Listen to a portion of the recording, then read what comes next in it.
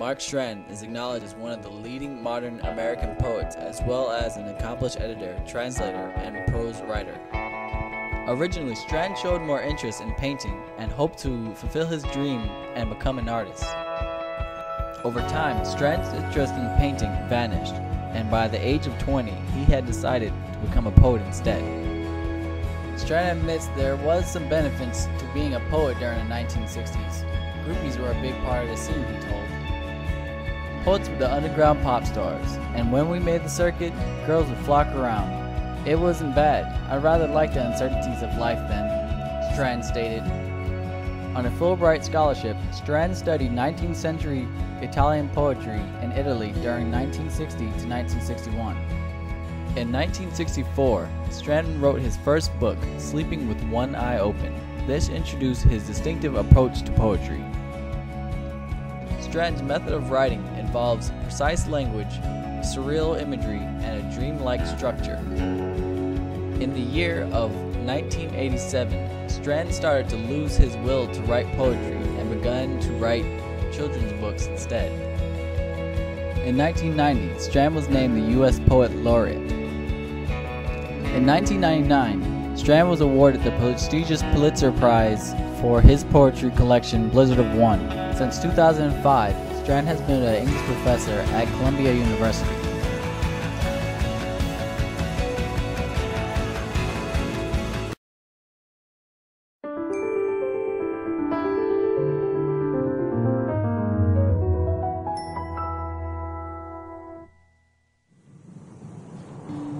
Tell yourself, as it gets cold and gray falls from the air, that you will go on walking, hearing the same tune no matter where you find yourself, inside the dome of dark, or under the cracking white of the moon's gaze in a valley of snow.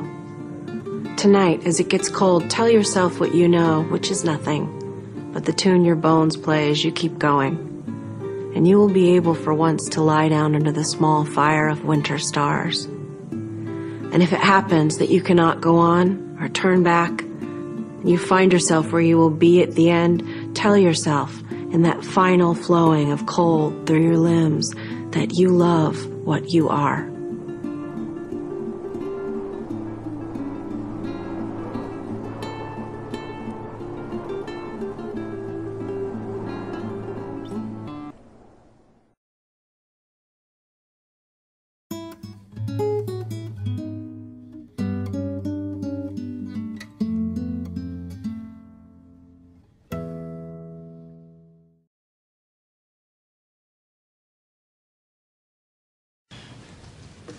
I'll just say I have something in me wishes this wasn't my poem. The couple. The scene is a midtown station. The time is 3 a.m. Jane is alone on the platform, humming a requiem. She leans against the tiles. She rummages in her purse for something to ease a headache that just keeps getting worse. She went to a boring party and left without her date. Now she's alone on the platform and the trains are running late. The subway station is empty, seedy, sinister, gray. Enter a well-dressed man slowly heading Jane's way. The man comes up beside her. "Excuse me, my name is John. I hope I haven't disturbed you. If I have, then I'll be gone. I had a dream last night that I would meet somebody new. After 24 hours of waiting, I'm glad she turned out to be you. Oh, where are the winds of morning? Oh, where is love at first sight? A man comes out of nowhere. Maybe he's Mr. Right. How does one find the answer if one has waited so long? A man comes out of nowhere. He's probably Mr. Wrong."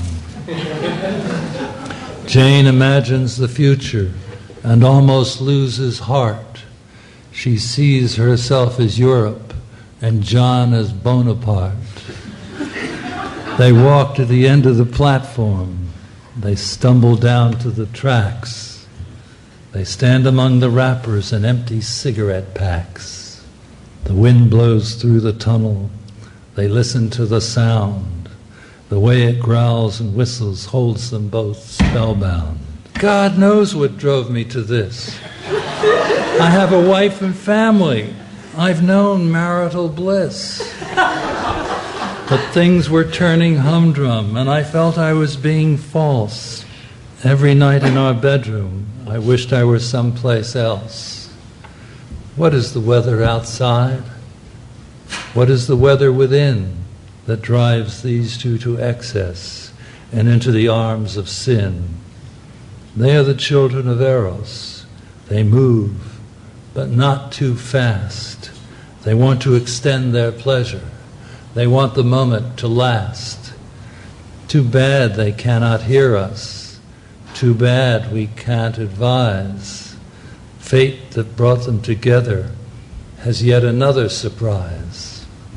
Just as they reach the utmost peak of their endeavor, an empty downtown local separates them forever. An empty downtown local screams through the grimy air.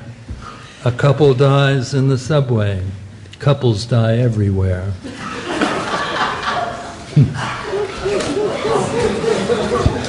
Mark Strand's attitude toward writing is usually open, funny, and sarcastic.